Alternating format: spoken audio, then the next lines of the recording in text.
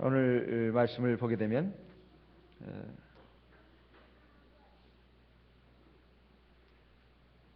형제 판단에 관해서 우리에게 주시는 권면의 말씀입니다. 이것은 사실 말과 관련된 그런 권면의 말씀이라고 할 수 있습니다. 야고보서를 보게 되면 이미 앞서 1장에서 3장에서 이 말에 대해서 우리에게 교훈하고 있는 내용이 나옵니다. 사실 사람이 살아가면서 말을 하지 않는 그런 인생은 없다고 할 수 있습니다. 선천적으로 또는 후천적으로 구강 구조가 문제가 돼가지고 말을 제대로 못하는 벙어리를 제외하고는 다 사람은 말을 할 줄 압니다. 말을 통해서 우리는 서로 간의 의사를 소통할 수 있고 감정의 교류가 이루어집니다. 그리고 지식과 정보의 전달이 이루어지고 전수가 이루어집니다. 그런데 사람 사이에 일어나는 모든 고통 그리고 여러 가지 어려운 점들은 대부분 이 말로 인해서 나오는 것이다. 이렇게 많은 사람들이 말하고 있습니다.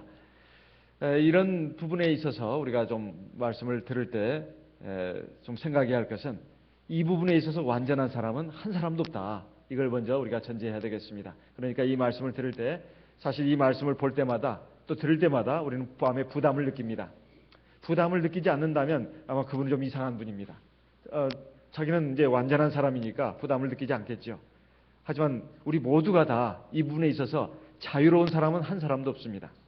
우리는 이미 수많은 말을 해왔고 또 많은 사람들로부터 많은 말을 또 듣습니다. 그런 가운데 거기에는 하나님이 기뻐하시지 않는 말, 하나님의 영광을 나타내고 많은 사람들에게 덕을 끼치고 기쁨과 즐거움, 위로와 소망을 주는 이런 말도 많이 했지만은 그 반면에 하나님께 불영광 돌리고 또는 하나님이 싫어하시고 하나님이 슬퍼하시는 말도 적지 않겠다는 것입니다. 여기에서 나는 그렇지 않다. 절대 그렇게 말할 사람 없습니다. 사람은 누구나 다 자기를 기준으로 생각합니다. 나는 아무 잘못이 없고 다른 사람들이 잘못했다. 다른 사람의 잘못은 눈에 잘 띄는데 어떤 목자님도 얘기했다시피 눈이 밖으로 떠져 가지고 밖은 잘 보는데 자기 안은 못 보는 거예요. 눈이 밖으로 떠져서 다른 사람의 것은 다 잘 보입니다. 그런데 정작 자기 자신 안에 있는 것은 잘 못 보는 이것이 바로 우리 인간의 한계라고 할 수 있습니다. 그러니까 이 말씀을 들을 때 이건 누구 들으라고 하는 말씀이다. 절대 그렇게 생각하지 않았으면 합니다. 이것은 오늘 우리 모두에게 주시는 하나님의 말씀이다. 이렇게 생각해야 되겠습니다.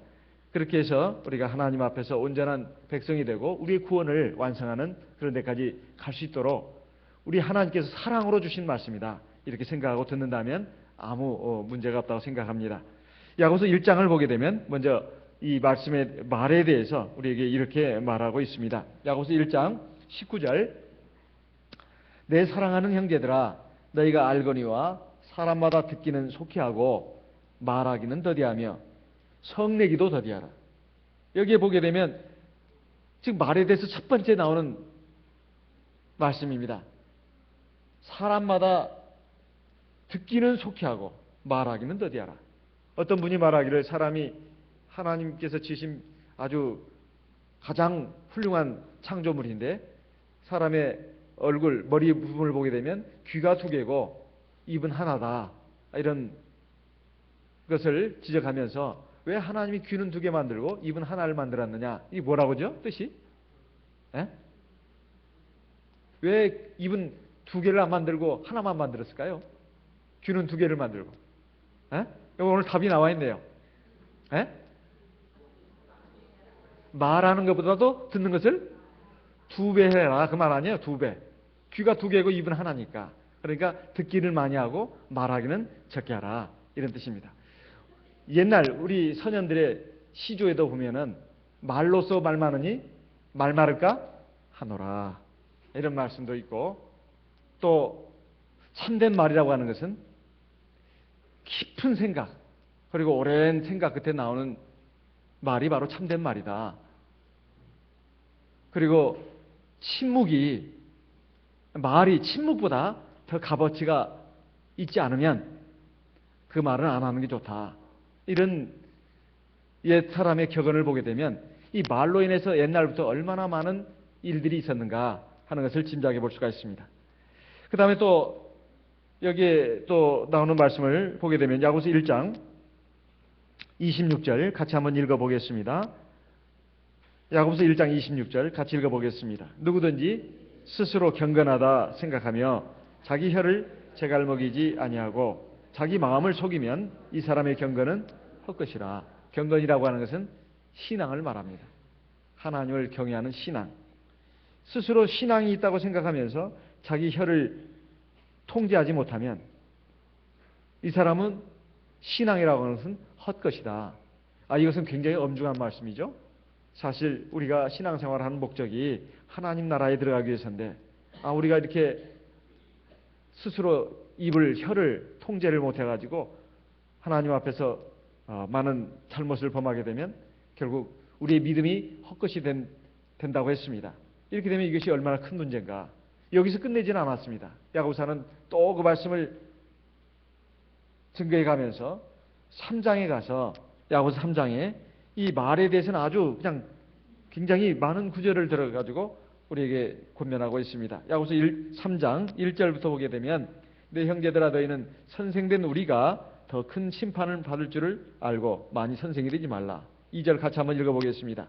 우리가 다 실수가 많으니 만일 말에 실수가 없는 자면 곧 온전한 사람이다. 능히 온몸도 굴레 씌우리라. 여기에 보게 되면 말에 실수가 없는 사람이라면 그 사람은 온전한 사람이다. 이렇게 되어 있습니다.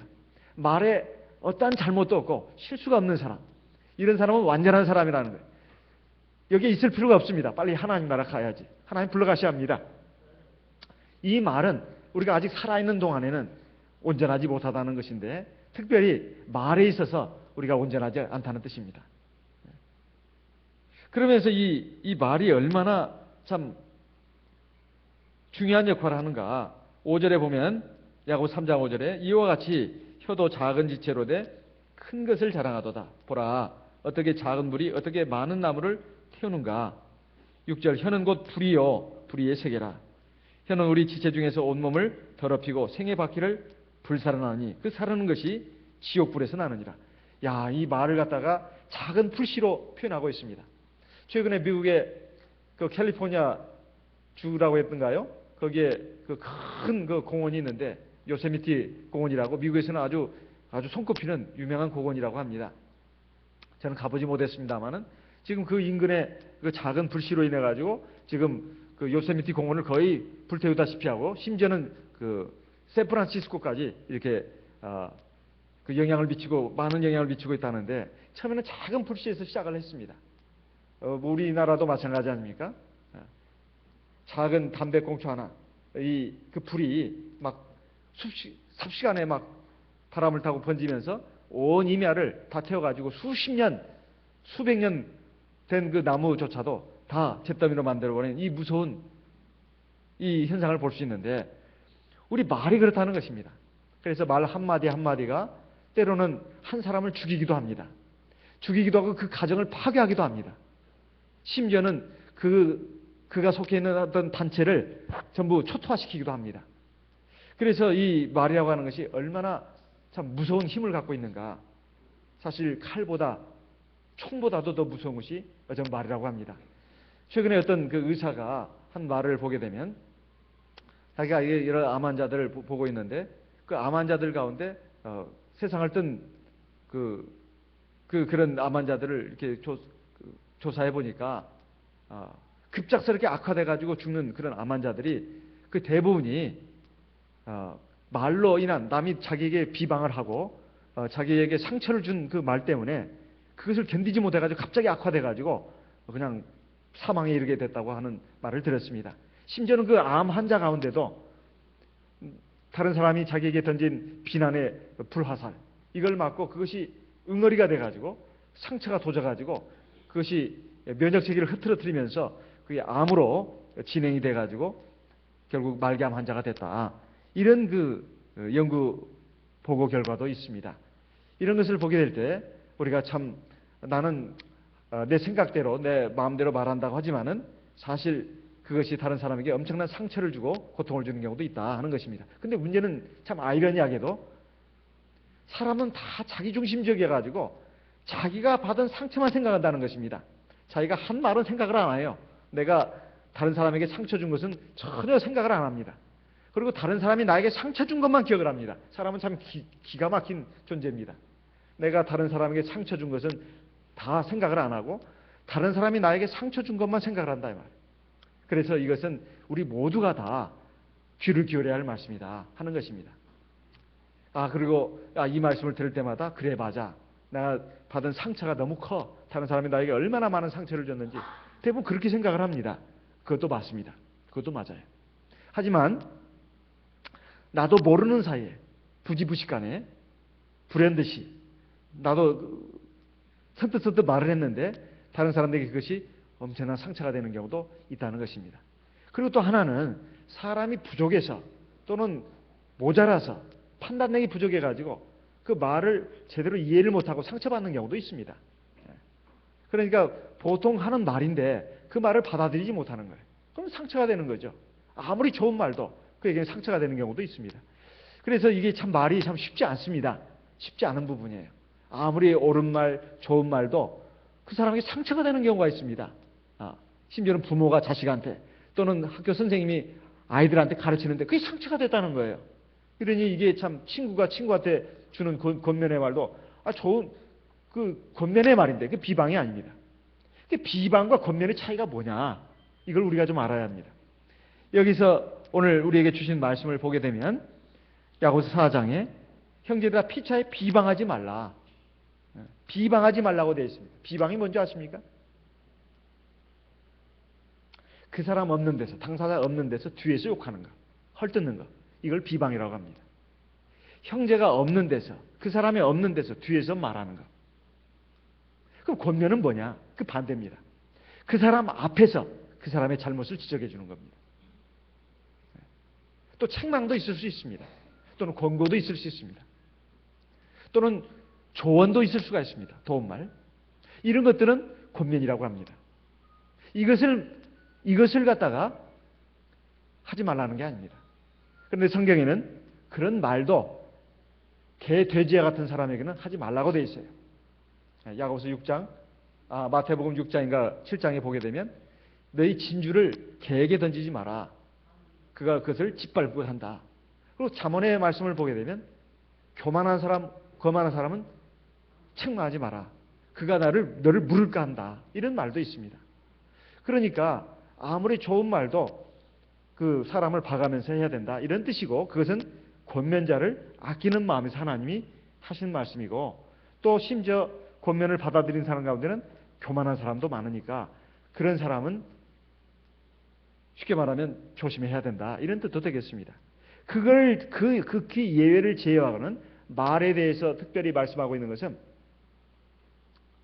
그 사람 앞에서 그 사람을 깨우쳐주고 바로잡기 위해서 때로는 충고, 때로는 책망, 때로는 도움말을 줄 수는 있을지언정 그 사람 없는 데서 그 사람 뒤에서 그 사람을 욕하고 그 사람을 헐뜯는 말을 하지 마라. 이런 뜻입니다. 이런 뜻이에요. 우리가 성경을 종합적으로 봐야 합니다. 항상 이언령 비언령이라고 귀에 걸면 귀걸이, 코에 걸면 코걸이. 자기에게 맞는 말씀으로 적절히 그냥 붙이는 것은 하나님의 말씀을 정확하게 보는 게 아닙니다. 우리가 하나님의 말씀을 종합적으로 전반적으로 다 보고 누구에게나 다 적용시킬 수 있는 말씀이어야 됩니다. 또 시대와 장소를 불문하고 다 적용되는 말씀이어야 하나님의 말씀을 제대로 보는 것이고 제대로 전한 겁니다. 아까도 말씀드렸습니다. 권면과 충고는 앞에서 하는 것이고 비방은 뒤에서 하는 것이다.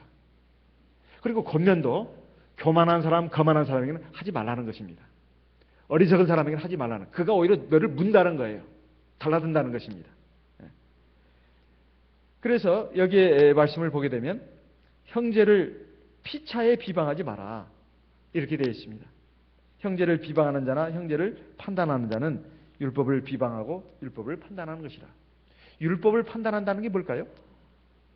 우리가 법원에서 보게 되면 재판관이 그냥 자기 생각대로 그 피의자 또는 피고인을 갖다가 판단하지 않습니다. 뭐 민법 몇 조, 형법 몇 조, 이 조문을 들어가지고 들이댄다 이 말이에요. 그러니까 우리가 어떤 사람을 뭐 잘못됐다, 저 사람은 문제가 많아 이렇게 한다는 것은 그 안에 이미 하나님의 법이 있다는 것입니다. 그거 없이, 기준이 없이 그 사람을 판단하지 않습니다. 자기가 알고 있는 하나님의 법으로, 하나님의 말씀으로, 또는 도덕적인 기준, 윤리적인 잣대로 그 사람을 들이대는 것입니다. 그러니까 그 사람이 이래서 문제고 저래서 문제다 이렇게 판단을 한다는 것입니다. 그러면 너는 율법을 판단한 사람이 되는 것이다. 그 사람을 판단하는 것만이 아니라 율법을 가지고 네가 해석까지 하고 있고 적용까지 하고 있다. 이런 말입니다. 야고보서 4장 11절에 있는 말씀은 네가 만일 율법을 판단한다면 율법의 준행자가 아니고 율법의 재판자라. 이렇게 말씀하고 있습니다. 사실은 이 말씀을 우리가 보면서 우리는 다 양심의 가책을 느낍니다. 정말 겸손하고 진실하고 순수한 사람이라면 이 말씀을 들을 때 다 가책을 느낍니다.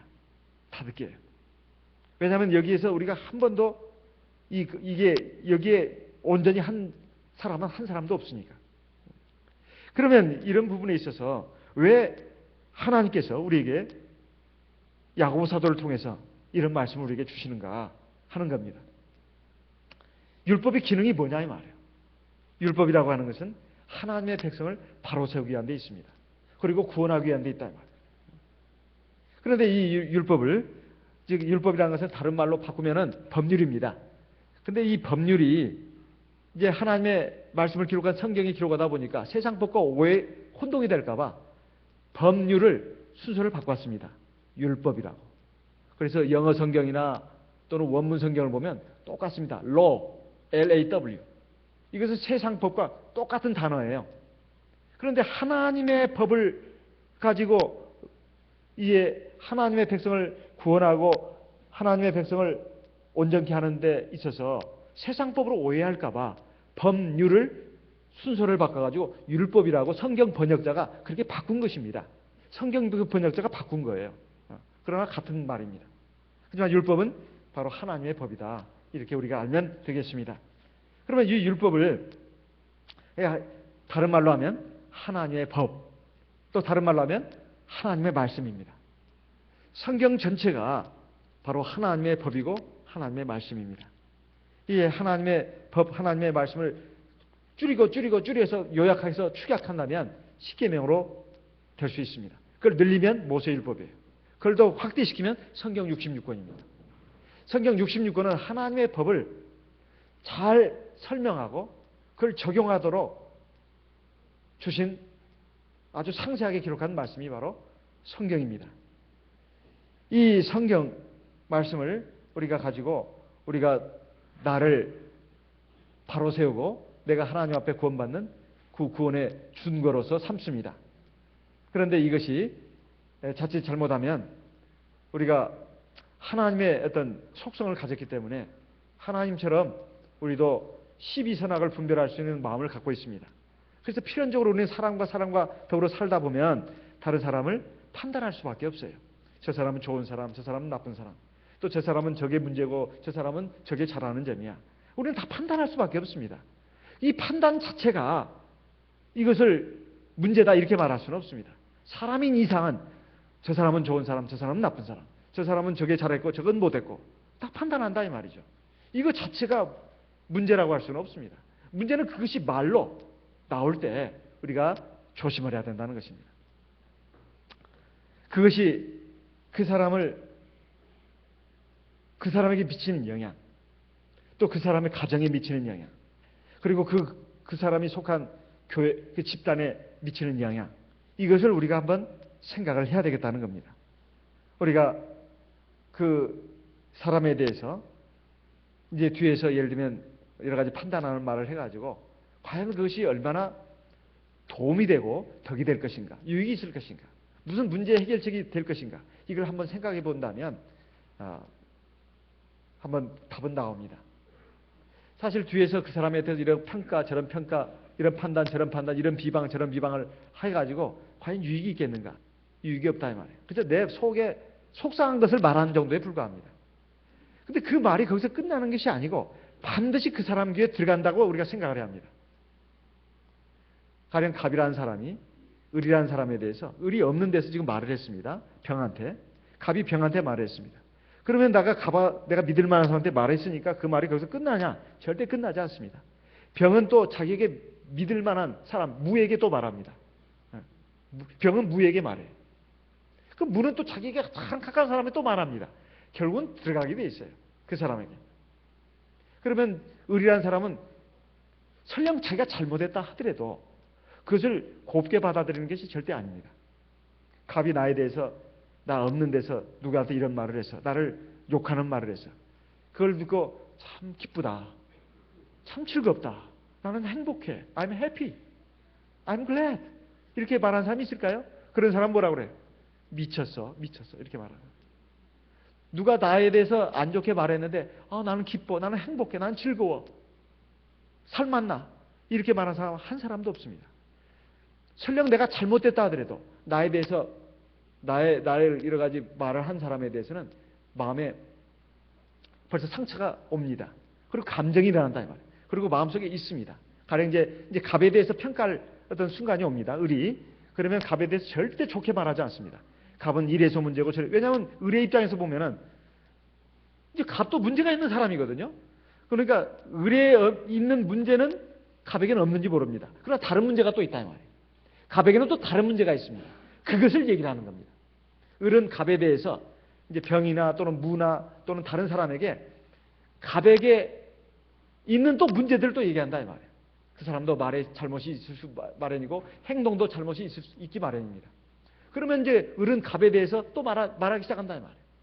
이제 저 사람은 되로 했는데 이 사람 말로 갚아준다 이 말이에요.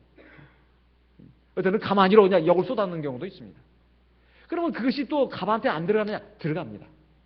그러면 갑은 우리 나한테 욕했어? 자기가 먼저 시작했다는 것을 생각을 안 합니다. 을이 자기한테 나쁜 말 한 것만 아주 괘씸하게 생각한다 이 말이죠. 그래가지고는 이제 갑은 이제 또 말이 아니라 이제 가만히로 나갑니다. 한 가만이야 두 가만이. 이제 욕을 막 하기 시작한다. 이렇게 해가지고 인간관계가 틀어지고 이제 그것이 이제 어떤 그 갑과 을이 이제 대면하는 사이가 오면은 벌써 얼굴빛부터가 다르지 않습니까? 촤 하고 벌써 냉기가 돌죠. 그리고 어떤 이제 자리에서 조그만한 일인데도 이제 그것이 막 큰 것처럼 막 혈기와 다툼으로 나간다 이 말이에요. 이미 그 안에 이 양쪽 다 마음의 상처를 받은 사람들이. 그래가지고 말이 곱게 나가지 않습니다. 이제는 막 혈기와 감정이 섞인 언사가 오고 간다는 것이죠. 그러면 이제 그와 또 그 친한 사람들이 또 같이 연결됩니다. 그래가지고 패거리가 돼가지고 패싸움이 되는 경우도 많아요. 또 이런 그 상황이 인간 사회에서 일어나는 일들이라고 할 수 있습니다. 그러면 우리가 어떻게 해야 되느냐? 특히 교회 안에서 우리 하나님의 백성들은 사람이니까 뭘 잘했고 못했고 판단할 수 있습니다. 하지만 말에 있어서 조심을 해야 된다는 것이죠. 내가 그 사람의 앞에 가서 그 사람을 충고해주고 또 세워주고 그런 것이 아니라면 우리가 말을 차라리 안 하는 게 좋습니다. 그러면 안 하면 우리 답답해서 어떻게 사나? 두 가지 방법이 있습니다. 하나는 공식적인 어떤 그것이 정말 이 집단 간에 그것을 큰 문제를 일으킬 것이라면 공식적인 통로를 통해서 말하면 되는 겁니다.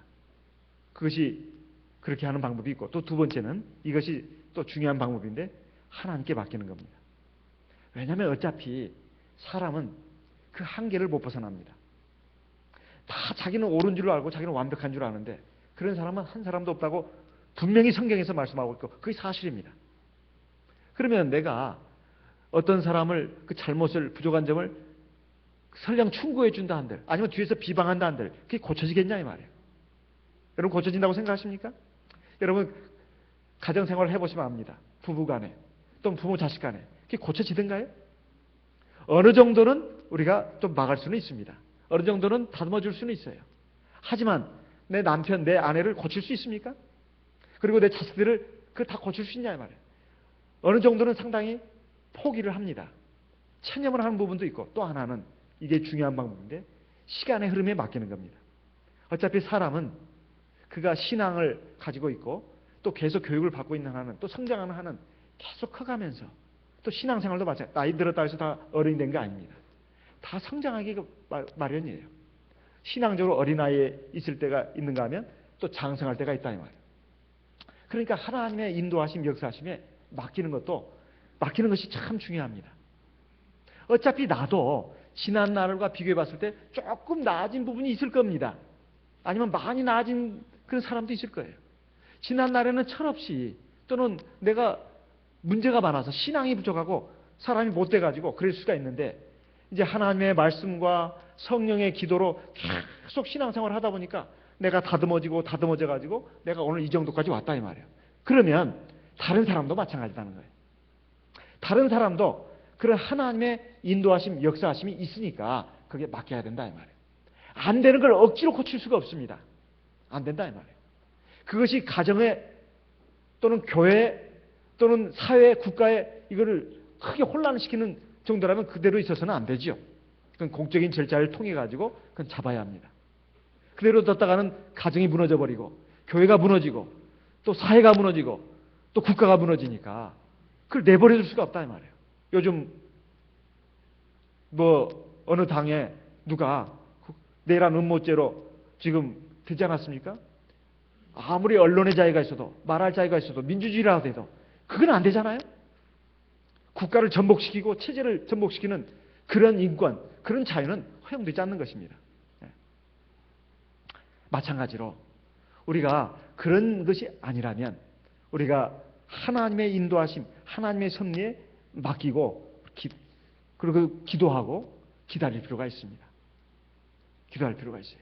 그러나 이것은 교사와 학생, 선생님과 부모와 자녀 이거 훈육관계는 제외입니다. 이건 제외예요. 이걸 제외하고 나머지 우리가 보통 인간관계에서 이루어지는 일들에 있어서는 사실은 우리가 그 점을 염두에 둬야 된다는 겁니다. 하나님의 선하신 그리고 지혜로우신 인도에 맡길 필요가 있다는 거예요. 내가 앞에서 권면한들 뒤에서 비방한들 그것이 그 사람에게 큰 효과가 없다고 판단될 경우가 너무 많습니다. 앞에서 충고를 해도 안 되는 거예요. 뒤에서 비방을 하면 오히려 이것이 더 역효과만 납니다. 오히려 내가 더 큰 상처를 받는 경우가 많이 있어요. 차라리 말을 안 해버리면 괜찮았는데 말을 함으로써 나에게 더 되로 말로 오는 경우도 많습니다. 그러니까 우리가 나와 상대방 그리고 전체를 생각해서 우리가 조심해야 된다는 것입니다. 피차에 비방하지 말라 하는 것은 바로 그 사람을 생각해서도 그렇고 그 상대방을 생각해서도 그렇고 그들이 속한 그 단체를 생각해서 그러는 것입니다. 그래서 우리가 하나님의 법에 대해서 생각할 때 먼저 여기에 말씀은 12절에 야고보서 4장 12절에 이렇게 말씀하고 있습니다.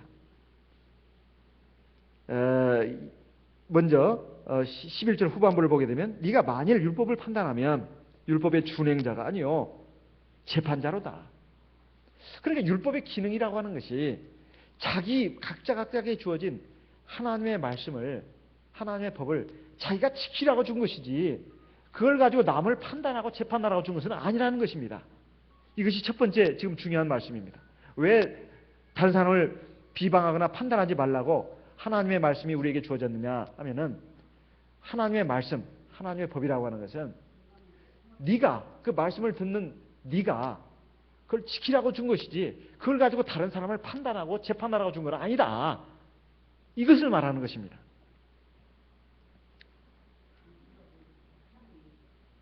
우리가 성경을 보게 되면 그 구체적인 사례를 간음 중에 붙잡힌 여인을 통해서 우리가 알 수 있습니다. 요한복음 8장에 보게 되면 그 유명한 간음 중에 붙잡힌 여인의 얘기가 나옵니다. 요한복음 8장 1절에서 11절에 있는 말씀입니다. 우리 잘 알다시피 예수님을 시험하기 위해서 그 간음 중에 붙잡힌 여인을 데리고 예수님 앞에 와가지고 예수님 앞에 말을 한 사람들의 말은 뭡니까? 모세율법에 하면 이런 자는 돌로 쳐 죽이라고 했는데 당신의 생각은 어떻습니까? 그때 예수님이 땅에 주저앉아가지고 엎드려서 땅바닥에 글씨를 쓰지 않았습니까? 그러면서 그 사람을 쳐다보지 않고 너희 중에 누구든지 죄 없는 자가 먼저 돌을 들어서 그 사람을, 저 여인을 치라 했습니다. 그러니까 어른에서 시작해서 어린아이까지 한 사람도 남지 않고 다 떠나갔다고 했습니다. 이것을 놓고 종종 이렇게 잘못 해석할 수가 있습니다. 간음죄도 용서받을 수 있고 그것이다, 그걸 말하는 게 아닙니다. 그 말씀의 요지는 하나님의 법을 다른 사람을 심판하는 데 쓰지 말고 먼저 너 자신에게 적용시켜라, 이것입니다. 이것입니다. 그걸 가르쳐주기 위해서 했어요. 그 다음에 예수님께서 이제 고개를 들어서 보니까 다 물러가고 그 여인 하나와 예수님밖에 없었습니다. 예수님이 여인에게 뭐라고 했죠? 나도 너를 정죄하지 않는다. 가서 다시는 죄를 범치 마라. 그러면 예수님이 너 간음죄 졌으니까 잘했다, 그 뜻입니까? 너 죄는 죄가 아니다, 이런 말일까요? 나는 너를 정죄하지 않는다고 했습니까? 이 말은 요한복음 3장 16절 이하에 보게 되면 예수님은 이 세상을 구원하러 왔지 세상을 심판하러 왔다고 하지 않았습니다. 요한복음 3장 16절 이하에 나는 세상을 구원하러 온 것이고 세상을 정죄하러 온 것이 아니고 심판하러 온 것이 아니다. 그리고 요한복음 5장 이후에 보게 되면 마지막 날 나도 너희를 심판하지 않는다. 심판할 때가 따로 있는데 마지막 날 내가 한 그 말이 너희를 심판할 것이다. 그러니까 하나님의 심판 때까지는 하나님께서는 누구도 지옥 갈 백성으로 정죄하지 않는다는 뜻입니다. 이미 진리를 떠나고 신앙을 저버린 사람들은 이제 하나님 은혜 밖으로 나간 사람들이지만은 그렇다 해서 돌아온 탕자 비유도 있는데 하나님께서 그가 목숨이 살아있는 한은 기회를 주십니다. 그러나 물과 성령으로 거듭난 백성 말고 이 세상에 있는 많은 불신자들 이미 사망의 그늘 안에 있습니다.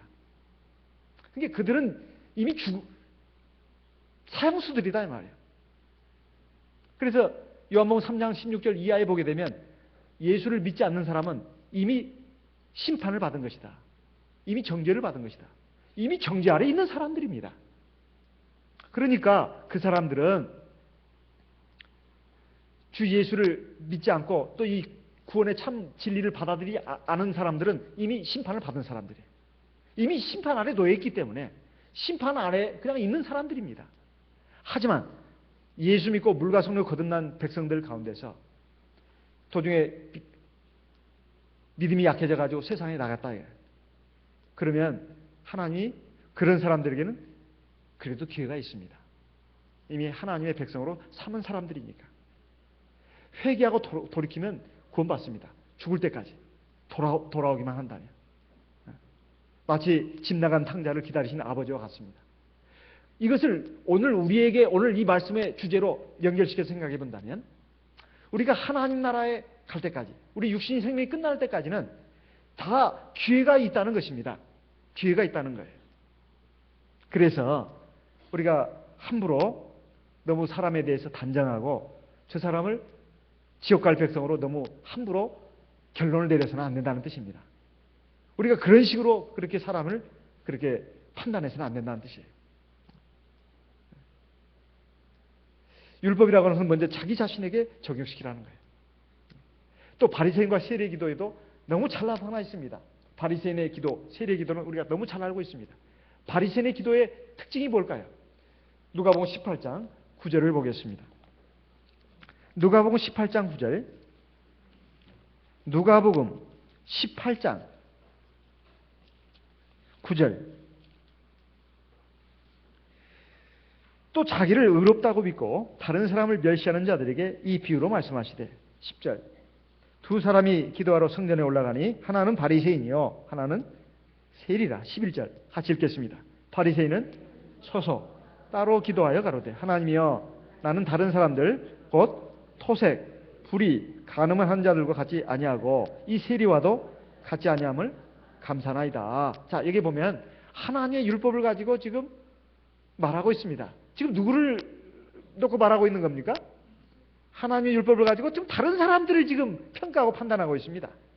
나는 다른 사람들 그랬습니다. 곧 토색, 불의, 간음을 하는 자들과 같지 않습니다. 이 세리와도 같지 않습니다. 어째 다른 사람을 다 지금 비방하고 판단하고 있다는 것입니다. 그렇게 해서는 안 된다는 것이에요. 그렇게 해서는 안 된다는 것입니다. 우리가 하나님의 말씀은 바로 자기에게 먼저 적용시켜야 된다. 그리고 야고보서 4장 다시 본문 말씀으로 돌아가서 보게 되면 입법자와 재판자는 하나님 한 분뿐이다. 이렇게 말씀하고 있습니다. 야고보서 4장 12절 입법자와 재판자는 오직 하나이시니 능히 구원하기도 하시며 멸하기도 하시느니라. 너는 누구 가운데 이웃을 판단하느냐. 여기의 말씀은 너무나 당연한 말씀입니다. 하나님의 법을 세운 분도 하나님이고 그 하나님의 법을 가지고 재판하는 분도 하나님이다. 그런데 그 뒤에 나오는 말씀이 능히 구원하기도 하시며 멸하기도 하신다. 이 말씀을 우리가 유념해서 봐야 합니다. 하나님은 아무리 몹쓸 사람, 죄인이라 하더라도 능히 구원할 수 있습니다. 근데 어떤 사람은 보게 되면 자기는 참 똑똑하고 자기는 옳은 사람처럼 행하는 사람이 있습니다. 근데 꼬꾸라지는 경우도 많아요. 꼬꾸라지는 경우도 많습니다. 이것이 바로 하나님의 은혜의 의외성입니다. 사도행전 10장에 보게 되면 그 유명한 고넬료 집안에 하나님의 구원의 역사가 일어나는 광경을 볼 수가 있습니다. 고넬료도 베드로도 하나님이 역사를 했습니다. 고넬료에게는 하나님의 천사를 보내가지고 요바에 있는 베드로를 청해서 하나님의 말씀을 들어라 했고, 시몬은 그때 기도를 하고 있었습니다. 베드로는. 그런데 환상을 봤어요. 기도 중에. 뭐죠? 하늘에서 뭐가 내려왔어요? 하늘에서 뭐가 내려왔어요? 두레박이 내려왔습니다. 근데 거기에 보니까 뭐가 있었죠? 빵, 치즈, 그다음에 소고기 묻고 싶다. 이렇게 하면서 소고기 보내줬습니까? 그리고 맛있는 과일을 넣었던가요? 아니에요. 거기에는 아주 흉측한 그런 짐승들이 있었습니다. 그것은 구약 성경의 출애굽기 레위기에 보면 부정한 동물들이에요. 도저히 먹을 수 없는, 하나님의 백성들은 먹어서는 안 되는 그런 짐승들이었습니다. 그것을 내려주시면서 그걸 먹으라고 하는 거예요. 그러니까 아무리 환상 중이지만 베드로는 말했습니다. 주여, 저는 어려서부터 지금까지 이런 것은 먹지 않았습니다. 이런 부정한 음식은 내가 먹을 수 없습니다. 하나님이 정하다 하신 것을 네가 왜 부정하다 하느냐. 이것은 오늘 우리에게도 마찬가지입니다. 우리가 볼 때 사실 참 예의 바르고 신앙적이고 그리고 정말 훌륭한 사람이 있습니다. 그리고 내 마음에 드는 사람이 있어요. 내 마음에 드는 사람. 근데 어떤 사람은 가까이 하기에는 참 너무 먼 당신이야. 가까이 하기엔 너무 먼 당신. 그리고 왠지 그 사람은 가까이 하고 싶지가 않아요. 사람은 왠지 밉습니다. 그리고 사람이 내 마음에 안 들어요. 어쨌든 내 어떤 그 기준에 맞지 않습니다. 그러면 우리는 그런 사람에 대해서 이렇게 막 정지하는 경우가 많습니다. 내가 가까운 사람, 내 친한 사람은 접시 하나 깨도 그 문제가 안 돼요. 그런데 내가 마음에 안 드는 사람은 젓가락 하나를 갑자기 떨어뜨렸습니다. 땅바닥에. 에이, 저런! 젓가락 하나 떨어뜨렸다고. 난리 법석이 또 나기도 합니다. 이것이 굉장히 그 주관적인 경우도 많다는 거예요. 자기가 바로 법이에요. 자기 마음에 있는 그 기준이 하나의 법입니다. 그러다 마치 하나님처럼, 자기는 물론 하나님이라 생각을 안 하죠. 당연히. 누가 감히 자기 자신을 하나님이라고 생각하겠습니까? 그러나 여기 하나님의 말씀이라면 너는 지금 하나님처럼 행세하고 있다. 이렇게 말하고 있는 것입니다. 너는 누구 가운데 이웃을 판단하느냐. 이렇게 말하고 있어요. 이사야 33장 22절 말씀을 보겠습니다. 이사야 33장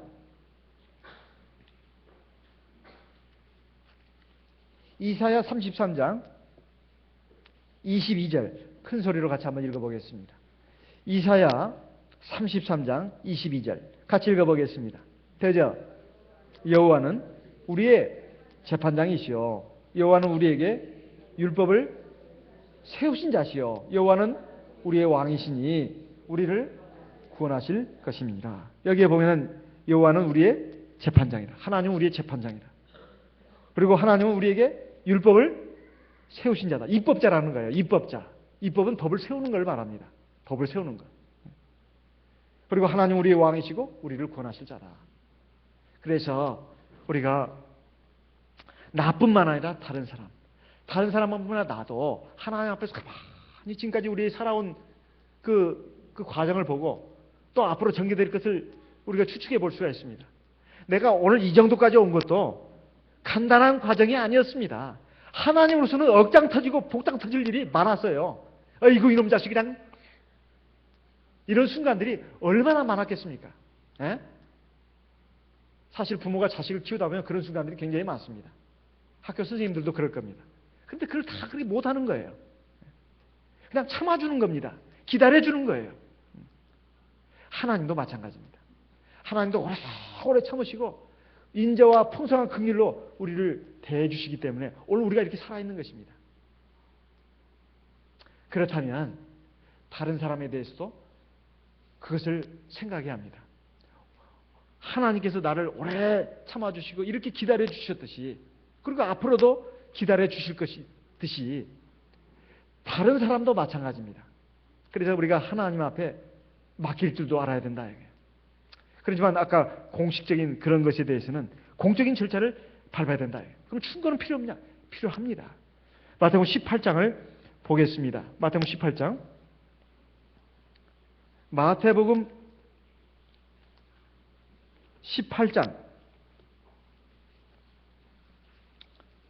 마태복음 18장.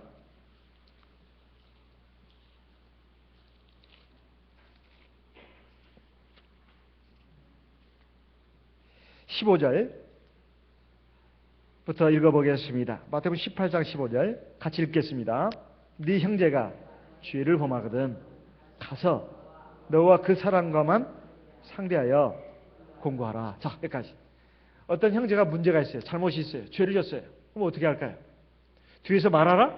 그래서는 안 된다는 거예요. 그래서는 안 된다는 겁니다. 가서 직접 말하라는 거예요. 직접 말하라는 거예요. 이거 하나님 말씀 우리 지금 예수님께서 직접 하신 말씀입니다. 두 번째, 만일 들으면 네가 네 형제를 얻은 것이요. 그 다음에 16절 같이 읽겠습니다. 만일 듣지 않거든 한두 사람을 데리고 와서 두세 증인의 입으로 말마다 칭찬케 하라. 내가 말했지 안 들어요. 그러면 뒤에 가서 막 그 얘기하면 되겠습니까? 그러면 안 된다는 거예요. 그러면 다른 한두 사람, 왜냐하면 그 상황을 알고 있는 사람을 데리고 와서 또 권면하라는 거예요. 이게 두 번째 과정입니다. 17절 세 번째 단계. 만일 그들의 말도 듣지 않거든 교회에 말하고.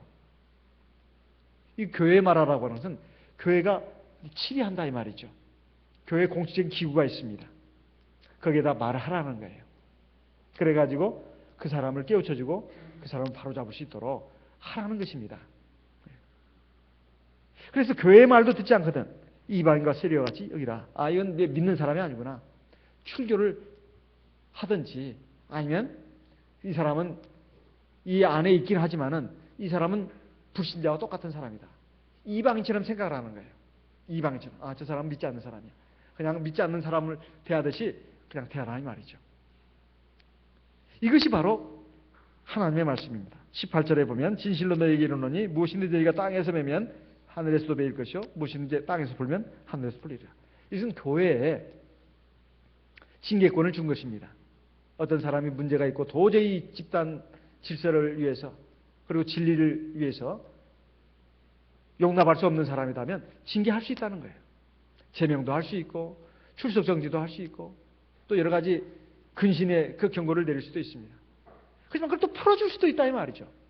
그가 회개하고 돌이키면. 이것을 교회에다 줬다 이런 말씀입니다. 이것이 비단 신약 시대에만 문제된 것이 아니기 때문에 이미 구약 성경에서 율법으로도 기록하고 있습니다. 레위기서 19장 16절 말씀을 보겠습니다. 레위기서 19장 16절 같이 읽어보겠습니다. 레위기 19장 16절 같이 읽어보겠습니다. 레위기서 19장 16절 큰 소리로 같이 한번 읽어보겠습니다. 너는 네 백성 중으로 돌아다니며 사람을 논단하지 말며 네 이웃을 대적하여 죽을 지경에 이르게 하지 말라. 나는 여호와니라. 여기에 말씀을 보게 되면 하나님께서 모세에게 율법으로 주신 말씀입니다. 이건 십계명에는 없죠. 하지만 십계명에 이미 다 들어 있습니다. 너는 네 백성 중으로 돌아다니면서 사람을 논단하지 마라. 저 사람은 여기에 문제고 저게 문제고 이거 자꾸 말하고 비방하고 돌아다니지 말라는 뜻입니다. 그리고 네 이웃을 대적해가지고 죽을 지경에 이르지 말라. 그래가지고 막 그 사람을 막 비방하고 이래가지고 결국은 도저히 차라리 죽는 게 낫겠다. 이래가지고 어떻게 사나. 이런 지경에 이르게 하지 마라 이런 말입니다. 이것은 정말로 하나님이 미워하시는 악이다. 이런 말씀입니다. 우리가 참 그런 지경에까지 악을 저지르는 사람이 얼마나 되겠습니까마는, 그러나 이것도 부지부식간에 그렇게 할 수도 있는 일이다 하는 것입니다. 그래서 이 성경에 보면은 이와 관련해 가지고 여러 가지 말씀들이 많이 나오는데, 특별히 고린도 교회도 역시 권면의 말씀 가운데 이런 말씀이 나옵니다. 고린도 후서 12장 20절 말씀도 보겠습니다. 고린도 후서 12장 20절, 고린도 후서 12장 20절 말씀 같이 읽어보겠습니다. 내가 갈 때에 너희를 나의 원하는 것 같이 보지 못하고, 또 내가 너희에게 너희의 원치 않은 것과 같이 보일까 두려워하며, 또 다툼과 시기와 분냄과 당짓는 것과 중상함과 수근수근하는 것과 거만함과 어지러운 것이 있을까 두려워하고.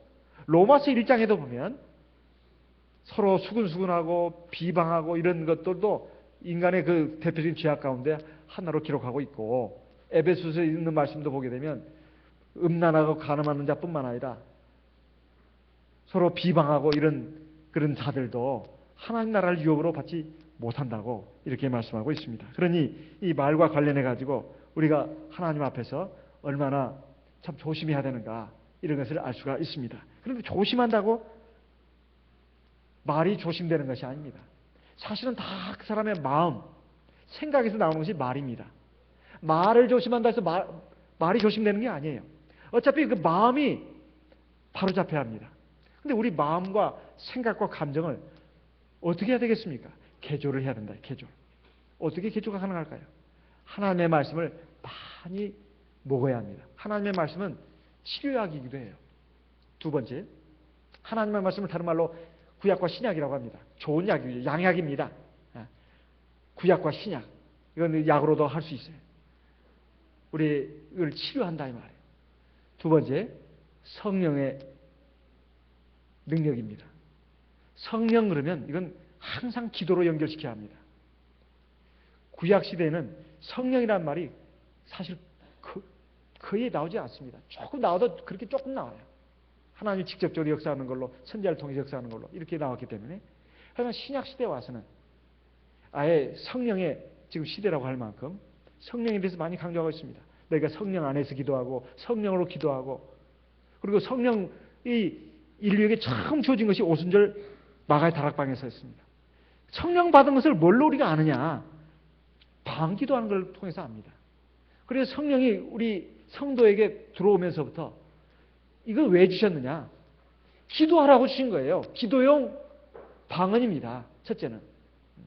성령은 받아놓고 가만히 있으라는 게 아니라 성령을 받아가지고 기도하라는 거예요.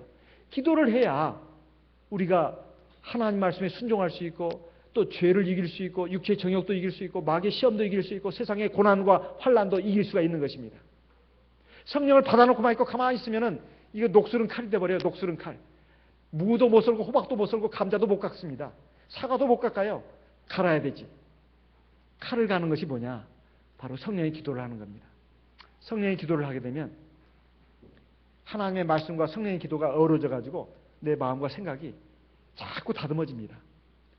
저는 불교나 다른 종교가 어떻게 하고 있는지 잘 몰랐습니다. 그런데 거기에서 나오는 이 책자를 한번 읽어보면서, 또 가끔 또 신문에 보면서 그 사람들 가운데 좀 본받아야 할 것이 좀 있다. 그것이 좀 있습니다. 다른 천주교 같은 경우는 그들은 명상을 굉장히 강조합니다. 묵상기도. 그들도 꼭 불교와 비슷해가지고 이 묵주화를 돌리면서 이렇게 기도한다고 합니다. 묵주화를 돌리면서. 그럼 마음이 안정되지 않겠어요? 차분히 가라앉지 않겠습니까? 그래서 하나님의 말씀을 생각하겠죠. 또 하나님을 생각하겠죠. 불교에서는 선이라고 합니다. 가만히 참선하는 거예요. 근데 그 가운데 무건수행이라는 게 있대요. 무건수행. 말을 안 하는 것입니다. 말을 안 하다 보면 내 안에 있는 모든 그런 감정들 또는 그 찌꺼기들이 쫙 가라앉는데요. 그리고 잔잔한 물처럼 된다는 것입니다. 욕심도, 시기심도, 분노도, 미움도 쫙 가라앉는다는 거예요. 과연 그렇게 되는 것인지 저는 모르겠습니다. 그건 가라앉히는 것이죠. 그런데 이제 나와서 이제 같이 사람과 더불어 살아보세요. 이제 막 일어나죠. 하나님의 나라에서 방법은 그거 같지 않습니다. 그런데 일면 유사한 면이 있어요. 바로 기도입니다. 기도가 바로 천주교에서 말하는 묵상이고 불교에서 말하는 참선 그런 요소가 좀 있어요. 기도가. 예를 들면 기도할 때 보면 일단 하나님과 나와만 앉아서 대면하지 않습니까? 그리고 무릎 꿇잖아요. 그리고 두 눈을 감고 손을 모읍니다. 아무것도 보이지 않고 이제 하나님과 자기 내면만 바라보는 거예요. 그리고 기도를 쭉 하다 보면 처음에는 기도가 얕은 물가에 있는 것 같습니다. 그러나 쭉 들어가다 보면 이제 하나님과 나만이 있다 이 말이에요. 그런 가운데 하나님의 말씀만 보이고 그리고 자기 자신의 내면의 모습이 다 드러나게 되어 있습니다. 그러면서 성령이 역사하면서 다듬어지는 거예요. 욕심도, 분노도, 미움도, 시기 질투도, 그리고 어리석은 생각들도, 인간적인 감정들도 깨끗하게 성령의 권능과 하나님의 말씀에 의해서 깨끗하게 사라지는 것을 느낄 수가 있습니다. 가라앉는 게 아니에요. 사라지는 겁니다. 이것이 바로 방법입니다. 우리가 말 조심해야 된다, 말 조심해야 된다. 백날 떠들어봐야 소용없어요. 그 사람의 마음과 생각이 바뀌지 않는 한은 안 되는 겁니다. 근데 우리 마음과 생각이 어떻게 바뀌냐 이 말이에요. 말은, 행동은 그 사람의 마음의 표현입니다. 그래서 저 사람이 경상도 사람인지 전라도 사람인지 말만 들어보면 알아요. 그리고 말은 혈액과도 같아가지고 그 사람의 건강 상태도 체크해 볼 수가 있습니다. 그리고 병원에 가면 혈액검사, 그 다음에 뭐예요? 소변검사합니다. 특히 혈액검사가 필수예요. 그 혈액은 온몸을 돌기 때문에 말도 그렇습니다. 그 사람 말을 보면은 그 사람의 그 출신 지역이 어딘지, 그 사람의 교양도 알 수 있고, 그 사람의 가풍도 알 수가 있습니다. 그 사람의 인격 수준도 알 수가 있어요. 그 사람의 신앙 상태도 알 수가 있습니다. 그 말을 보면 알 수가 있어요. 말을 딱 시켜보면, 가만히 들어보면 저 사람의 성경을 보는 그 안목도 알 수가 있고, 신앙의 정도도 알 수가 있고, 그 사람의 성격도 알 수가 있습니다. 그 사람의 인품도 알 수가 있어요. 심지어는 사소한 것도 압니다.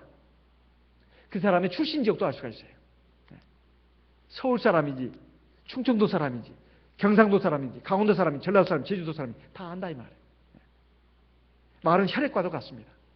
그래서 우리의 안에 그 속 사람을 바꾸는 것이 참 중요합니다. 이것은 이제 말 조심해야 된다는 그 근본적인 처방도 되기도 합니다. 우리가 다른 사람을 하나님의 역사의 섭리에 맡기고 우리도 기다리자. 나도 나를 용서하면서 얼마나 많이 기다렸습니까? 나는 얼마나 나에 대해서 얼마나 많이 눈 감아줬냐 이 말이에요. 나도 나의 자신에 대해서 용서한 것처럼 다른 사람에 대해서도 하나님의 심판에 맡기고 기다려주자 하는 것입니다. 내가 입법자 재판자가 되지 말고.